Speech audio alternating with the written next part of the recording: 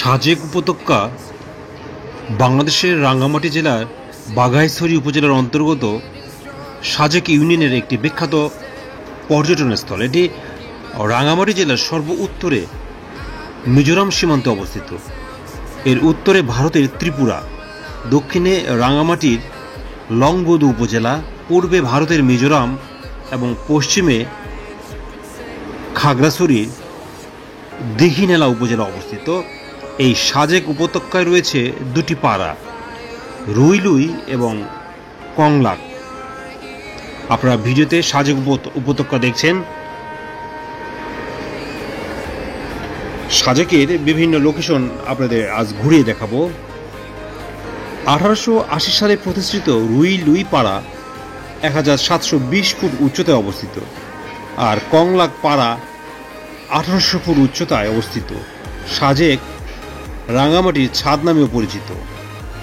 সাজেক, রুইলুই পাড়া, হামারি পাড়া এবং কংলাক পাড়া, এই তিনটি পাড়ার সমন্বয়ে গঠিত 1885 সালে প্রতিষ্ঠিত রুইলুই সমুদ্রপৃষ্ঠ থেকে প্রায় 1700 ফুট উচ্চতায় অবস্থিত, আর কংলাক পাড়া 1800 ফুট উচ্চতায় এর অবস্থান।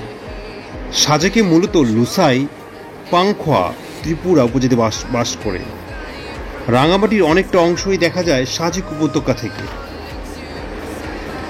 এই জন্য সাজেককে রাঙ্গামাটির ছাদ বলা হয়। কর্ণফুলী নদী থেকে সাজেক নদী থেকে সাজেক নাম এসেছে। সাজেক রাঙ্গামাটি জেলার সর্ব উত্তরের মিজোরাম সীমান্তে অবস্থিত। খাগড়াছড়ি জেলা সদর থেকে সাজেকের দূরত্ব প্রায় 70 কিলোমিটার, আর দীঘিনালা থেকে 49 কিলোমিটার। সাজেক রাঙ্গামাটি জেলায় অবস্থিত হলেও খাগড়াছড়ি থেকে এখানে যাতায়াত সুবিধাজনক। সাজেকের উত্তরে ভারতের ত্রিপুরা, দক্ষিণে রাঙ্গামাটির লংগদু, পূর্বে ভারতের মিজোরাম, পশ্চিমে খাগড়াছড়ির দীঘিনালা অবস্থিত।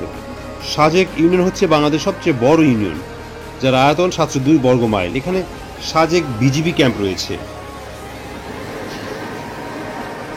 দেখছেন সাজেকের বিভিন্ন লোকেশন। সাজেকের সর্বত্র মেঘ, পাহাড় আর সবুজ। এখান থেকে সূর্যোদয় আর সূর্যাস্ত দেখা যায়। সাজেকের রুইলুই পাড়া থেকে ট্রেকিং করে কংলাক পাহাড়ে যাওয়া যায়।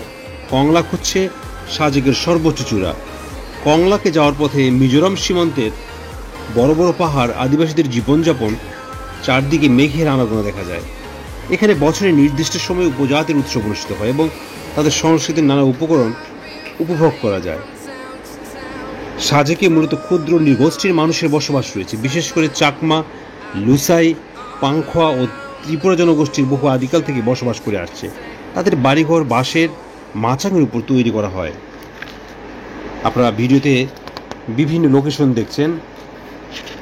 যারা সাজেকে বেড়াতে যাবেন অবশ্যই সাজেক ঘুরে দেখবেন।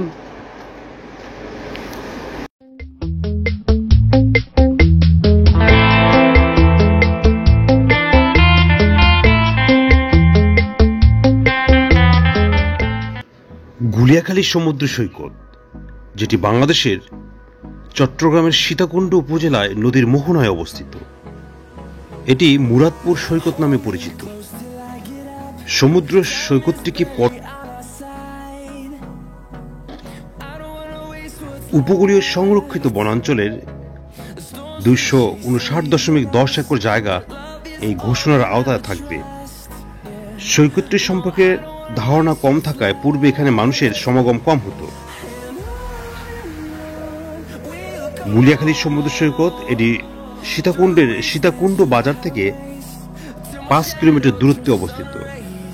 প্রকৃতি ও গঠনগত দিক থেকে এটি অন্যান্য সমুদ্র সৈকত থেকে সম্পূর্ণ আলাদা। সৈকতের পশ্চিমে দিগন্তজোড়া জলরাশি, পূর্ব দিকে তাকালে দেখা মেলে পাহাড়ের এলাকায় কেওড়া বন রয়েছে। কেওড়া বনের মাছ দিয়ে বয়ে যাওয়া খালের চারদিকে কেওড়া গাছের শ্বাসমূল দেখা যায়। এই বন সমুদ্রের অনেকটা গভীর পর্যন্ত চলে গেছে। এর পরিবেশ ফর্ম ফরেস্ট ও ম্যানগ্রোভ বনের মতো। সৈকত জুড়ে সবুজ গালিচার বিস্তীর্ণ ঘাস একে অনন্য সমুদ্র সৈকত থেকে করেছে অনন্য। এই সবুজের মাঝ দিয়ে এঁকে বেঁকে গেছে সরু নালা। নালাগুলো জোয়ারের সময় পানিতে ভরে ওঠে। পাখি, ঢেউ আর বাতাসের মিতালির অনন্য অবস্থান দেখা যায় এই সমুদ্র সৈকতে। সৈকতের 5 কিলোমিটারের মধ্যে চন্দ্রনাথ পাহাড় ও মন্দির, বোটানিক্যাল গার্ডেন ও ইকো পার্কের সহস্রধারা ও শুক্লধারা নামে দুটি ঝর্ণা। প্রকৃতির অপূর্ব সৌন্দর্য ভরপুর চট্টগ্রামের সীতাকুণ্ডের গুলিয়াখালী সমুদ্র সৈকতকে পর্যটন সংরক্ষিত এলাকা হিসেবে ঘোষণা করেছে বেসরকারি বিমান পরিবহন ও পর্যটন মন্ত্রণালয়। সৈকতটি এতদিন সরকারিভাবে পর্যটন কেন্দ্র হিসেবে স্বীকৃতি লাভ না করলেও সেখানে প্রচুর মানুষের সমাগম হয়ে থাকে, যা স্থানীয় অর্থনীতিতে অবদান রাখছে। আগে সৈকতে বোট ভাড়া, গাড়ি পার্কিং এর কোনো সুব্যবস্থা ছিল না। সাম্প্রতিক সময়ে কর্তৃপক্ষ তা বেঁধে দিয়েছে, তবে টুরিস্ট পুলিশ না থাকায় রাতে সৈকতটি নিরাপদ নয়। আপনার ভিডিওতে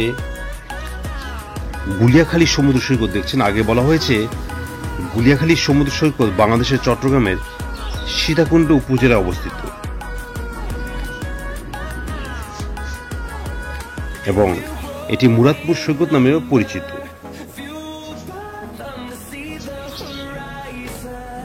এক্সপ্লোর বিউটি বাংলাদেশ বাংলাদেশের আনাচে কানাচে ছড়িয়ে থাকা সকল সৌন্দর্য আপনাদের সামনে তুলে ধরে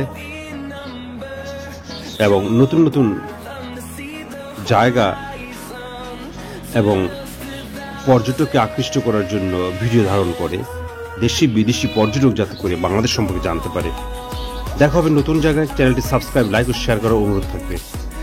আল্লাহ হাফেজ।